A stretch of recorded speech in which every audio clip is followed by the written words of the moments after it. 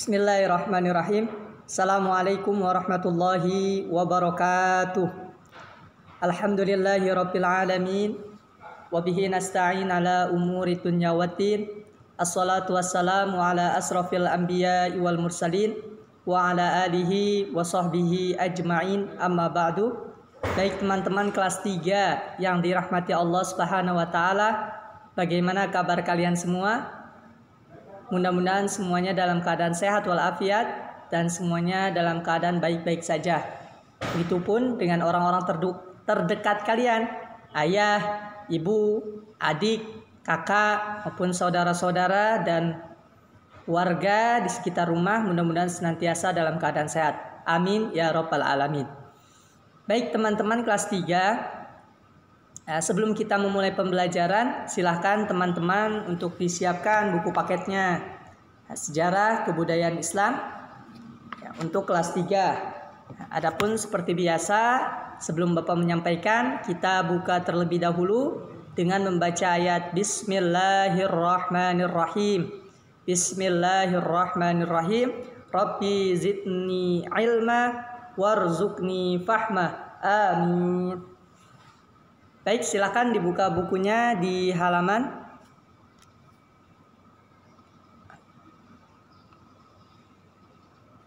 di halaman ke-50 ya. Berdagang ke negeri Syam untuk pertama kali. Sebelumnya sudah Bapak sampaikan bahwasanya ketika Nabi Muhammad telah ditinggal wafat oleh ibunya, ya, Nabi Muhammad diasuh oleh kakeknya.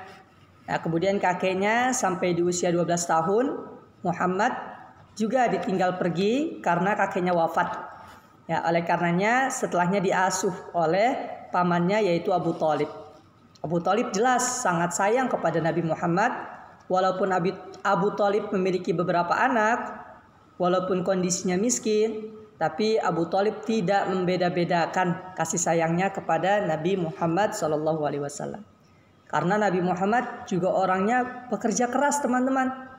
Pada usia kecil saja, di usia 12 tahun sampai menjelang dewasanya, itu Nabi Muhammad senantiasa mau membantu pamannya Abu Thalib, ya, mau menjaga atau mengembala kambing, ya, dan lain sebagainya. Sehingga pendapatan atau gaji yang Nabi Muhammad terima dari mengembala kambing, menjaga pertanian, itu semuanya beliau serahkan kepada pamannya yaitu Abu Thalib. Tujuannya untuk apa, Pak? Tujuannya untuk meringankan. Ya, begitupun dengan kalian, dengan kita semua, sudah seharusnya kita juga bisa membantu orang tua di rumah. Pak, saya kan masih kecil. Ya, saya jangan bekerja dong, betul. Ya, teman-teman tidak bekerja seperti dengan mencari gaji, tapi teman-teman bisa membantu orang tua di rumah. Mengepel, kemudian apalagi menyapu halaman rumah atau menyapu dalam rumah, atau mungkin mencuci piring, ya, membersihkan kasur, merapikan kasur, dan lain sebagainya bisa kita lakukan yang tujuannya untuk meringankan orang tua atau orang yang mengasuh kita. Nah, adapun hari ini insyaallah yaitu berdagang ke negeri Syam untuk pertama kali. Teman-teman yang dirahmati Allah, silakan dibuka di halaman ke-50. Ya, jelas. Jadi pada usia 12 tahun Nabi Muhammad SAW mulai diajak oleh pamannya, ya, untuk melakukan perjalanan yang cukup jauh teman-teman. Ya, yaitu menuju negeri Syam. Untuk apa, Pak? Untuk berdagang. Ya, untuk berdagang. Karena berdagang merupakan salah satu profesi yang dilakukan oleh masyarakat Arab. Adapun perjalanan ini menuju Syam itu adalah pengalaman pertama Nabi Muhammad SAW. Ya, beliau sangat gembira, Nabi Muhammad sangat semangat, ya, walaupun harus melewati padang pasir yang panas, ya, atau melewati lereng-lereng yang cukup terjal, yang cukup sulit untuk dilewati. Namun semua itu beliau lakukan dengan semangat, dengan kesabaran, ya, sehingga beliau berhasil Ya, beliau berhasil atau Nabi Muhammad berhasil melakukan perdagangannya ya ke Syam bersama pamannya yaitu Abu Thalib. Nah, ada hal yang menarik teman-teman di halaman ke-51. Jadi saat melakukan perjalanan berdagang ya, bersama kabilah atau kafilah ya, itu diantaranya Nabi Muhammad diperhatikan oleh seorang pendeta Nasrani ya, seorang pendeta Nasrani dari Basrah ya. Siapa pak namanya? Yaitu Buhaira. Siapa namanya? Buhaira. Namanya ada yang menyebutnya Buhaira, ada yang menyebutnya Bukhara ya. Tapi kita sesuaikan saja ya, yang ada di buku kita sebut Buhaira. Yang mana Buhaira ini agamanya adalah Nasrani teman-teman. Namun Buhaira ini, seorang pendeta ini, beliau menguasai kitab Injil dan juga kitab Taurat. Karena beliau senantiasa membaca dan mengajarkannya kepada masyarakatnya. Nah, sehingga hal ini bikin menarik pendeta ini. Karena ada tanda-tanda kenabian yang tertulis di dalam Taurat yang dibaca maupun Injil yang dibaca, yaitu ada dalam diri Nabi Muhammad SAW.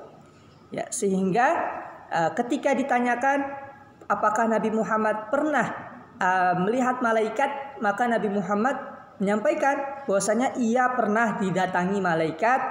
Ya, waktu itu ketika ia menjadi pengembala kambing di desa Sa'diyah. Waktu itu sangat kecil teman-teman, di usianya sangat kecil. Nah, kemudian Buhaira ini semakin penasaran. Sehingga Buhaira izin kepada Nabi Muhammad untuk dapat melihat tanda yang ada di bahunya. Nah, kemudian Nabi Muhammad mengizinkannya sehingga terlihatlah bahwasanya tanda-tanda kenabian yang ada di dalam kitab Taurat maupun kitab Injil ini ada di dalam diri Nabi Muhammad. Salah satu tandanya yaitu ada di bahu. Nah, sehingga Buhaira ini menyampaikan kepada pamannya yaitu Abu Thalib agar apa pak? Yaitu agar menjaga Muhammad dengan sebaik mungkin, agar berhati-hati, agar melindungi Nabi Muhammad. Nah, itu yang disampaikan Buhaira. Karena sudah sering terjadi atau pembunuhan terhadap nabi-nabi sebelumnya. Jadi orang-orang Yahudi itu mereka itu percaya bahwasanya mereka harus membunuh para nabi-nabi. Nah, tanda-tandanya di mana? Di kitab mereka. Nah, sehingga Buhaira ini dia menyampaikan agar pamannya yaitu Abu Thalib menjaga dengan sebaik mungkin dari pembunuhan yang dilakukan oleh orang-orang Yahudi. Nah, sehingga hal ini membuat pamannya itu merasa khawatir teman-teman. Ya, karena ini kan merupakan sebuah kekhawatiran yang besar. Abu Thalib mengasuh Nabi Muhammad. Ya, sehingga dia bertanggung jawab besar untuk terus menjaga Muhammad baik dari apapun. Ya, sehingga setelah selesai berdagang, ya pamannya yaitu Abu Thalib segera pulang kembali ke Mekah. Ya, segera kembali ke Mekah dan alhamdulillah tidak ada hal-hal yang terjadi, tidak ada orang-orang Yahudi yang membunuh Nabi Muhammad SAW sehingga Nabi Muhammad tetap aman sampai di kota Makkah atau di desanya. Nah, jelas bahwasanya Nabi Muhammad ini memiliki sikap yang luhur teman-teman. Nah, adapun di usia 12 tahun sampai Nabi Muhammad di usia 25 tahun hingga beliau menjadi pemuda. Nah, Nabi Muhammad ini beliau senantiasa membantu pamannya ya, dengan berdagang, bahkan juga membantu dengan menyiapkan atau menyediakan air untuk para pendatang yang beribadah di Ka'bah. Ya, seperti itu. Sehingga Nabi Muhammad pada usia kecil maupun muda itu dikenal dengan orang yang ramah, dengan orang yang jujur dan orang yang dapat dipercaya dalam segala hal. Bahkan beliau mendapatkan gelar Al-Amin, orang yang terpercaya. Oke, baik, terima kasih. Nah, selanjutnya berdagang ke negeri Syam kedua kali. Ya, jadi pada usia 12 tahun Nabi Muhammad tadi sudah Bapak ceritakan. Nah, kemudian pada usia 25 tahun, nah Nabi Muhammad ini beliau kembali menuju Syam untuk kedua kalinya. Nah, untuk apa sih Pak? Jadi yang kedua kalinya Nabi Muhammad ini membawa dagangan serta perniagaan milik Khadijah. Siapa itu Khadijah? Khadijah adalah seorang wanita pedagang yang kaya raya.